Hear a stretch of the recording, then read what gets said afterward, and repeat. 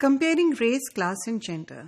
Now let us look at class-based comparison that have been made in comparative education, that is CE.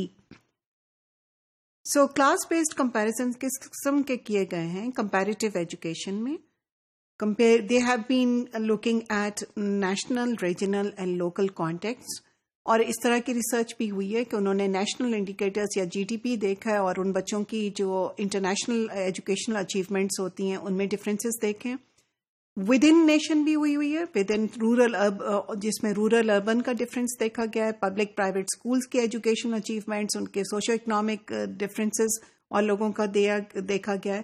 تو class has been explored in a number of contacts in terms of places. اور پھر class کو اس طرح سے بھی دیکھا گیا ہے ان جس کو ہم ایک ورڈ یوز کرتے ہیں, ایک ٹرم یوز کرتے ہیں جسے ہم کہتے ہیں سوشل ریپروڈکشن. سوشل ریپروڈکشن کا مطلب یہ ہوتا ہے کہ جو چیز یا جو اسٹرکچرز چلے آ رہے ہوتے ہیں یا جن طریقے سے آپ چیزوں کو آلریڈی بچے وائڈر سوشل کانٹیکسٹ میں لوگ دیکھتے آ رہے ہوتے ہیں, وہی چیزیں ریپروڈیوس ہوتی ہیں ایجوکیشن میں. تو جو چیز غلط بھی ہوتی ہے وہ بھی اسی طرح سے پروجیکٹ ہوتی ہے آپ کے ایجوکیشن میں. So if there are some issues, یعنی کلاس کوئی اگر ہائی کلاس کے بچے لوور کلاس کے ساتھ بیٹھنا نہیں پسند کرتے تو اسکولس اس کو ہو سکتا ہے کہ انکریج کرتے ہوں.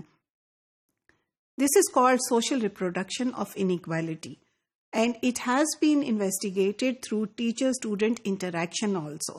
جیسے ٹریکنگ ہو جاتی ہے جس میں اسٹوڈینٹس کو کسی اسکول میں ایبلٹی کے بیسس پہ الگ کر دیتے ہیں, اور ہم نے دیکھا کہ جو لوور ایبلٹی کی کلاس رومز یا گروپس بناتے ہیں اس میں زیادہ جو ٹیچرز ہوتے ہیں وہ انکیپیبل ہوتے ہیں یا وہ ان میں آتے ہی نہیں ہیں, اور وہ گروپس بہت بڑے ہوتے ہیں. تو جیسے ایک ایگزامپل لے لیں, ہم ریسرچ کے لیے جب گئے تو ایک اردو میڈیم اسکول میں 3 قسم کے گروپ بنے ہوئے تھے. ایک وہ گروپ تھا جو کہ بہترین اسٹوڈینٹس کا تھا اور اس میں صرف 25 بچے تھے.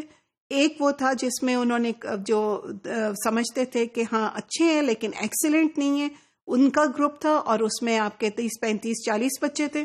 اور ایک گروپ وہ تھا جس کو یہ سمجھتے تھے کہ ان میں بچوں میں ایبلٹی ہے ہی نہیں, اور وہ 80 بچوں کا گروپ تھا. اور اس گروپ کے بچے یہ کہتے تھے کہ ہمارے پاس ٹیچرز آتے ہی نہیں ہیں اور ہمارے پاس اکثر ہی پیریڈ ہمارے خالی ہوتے ہیں. تو آپ نے یہ دیکھا کہ اس قسم کی جو ریسرچ ہوتی ہے that has been done in several countries. In UK میں بہت ہوئی ہے. ہیتھ کی research is very much well known for this, اور لانگیٹیوڈنل لوگوں نے ریسرچز کی ہوئی ہیں جس میں ٹیچر اسٹوڈنٹ انٹریکشن اور دا وے یہ ٹریکنگ سسٹم کام کرتا ہے کلاس بیسس پہ, وہ سب دیکھا گیا.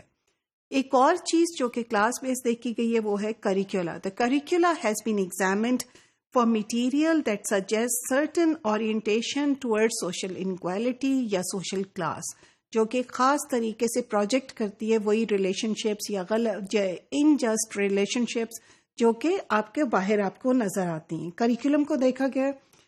پھر ایکیڈیمک اچیومنٹس کو دیکھا گیا ہے کہ جو بچے لوور سوشو اکنامک اسٹیٹا سے بلانگ کرتے ہیں اور جو بچے ہائر سوشو اکنامک اسٹیٹا سے بلانگ کرتے ہیں ان کی ایکیڈیمک اچیومنٹس میں کیا فرق ہے, اور ان کی بیک گراؤنڈس کو لے کر ان کے ایجوکیشنل لرننگ اور ان کی اس کو دیکھا گیا. Again it has been done in different context. Then there have been comparison made across time. Longitudinal studies کی گئی ہیں اور جو کہ آپ کو جنرلی دیکھا گیا کلاس بیسڈ ڈفرینسز. لیکن ان کمپیریزنس میں ایک چیز یہ بھی دیکھی گئی ہے اور نظر آتی ہمیں کہ کیسے ڈیفینیشن آف پاورٹی یا ڈیفینیشن آف کلاس چینج ہوتی رہی ہے.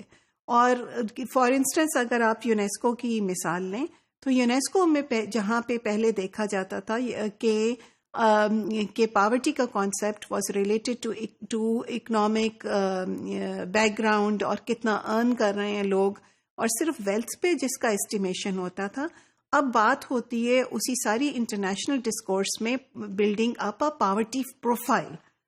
یعنی اب پورا ایک پروفائل بنتا ہے کہ کس طرح سے ایک کلاس جو ہے, کلاس کو اگر آپ نے ڈیفائن کرنا ہے تو اس کی کتنے ملٹی ڈائمینشنل اس کے ایسپیکٹس ہیں اس کو دیکھا جاتا ہے. تو جیسے جیسے ریسرچز چلتی ہیں ہم نے یہ بھی دیکھا ہے کہ اس کلاس کے کانسیپٹ میں یا پاورٹی کے کانسیپٹ میں there has been a change and they have been fluid over time.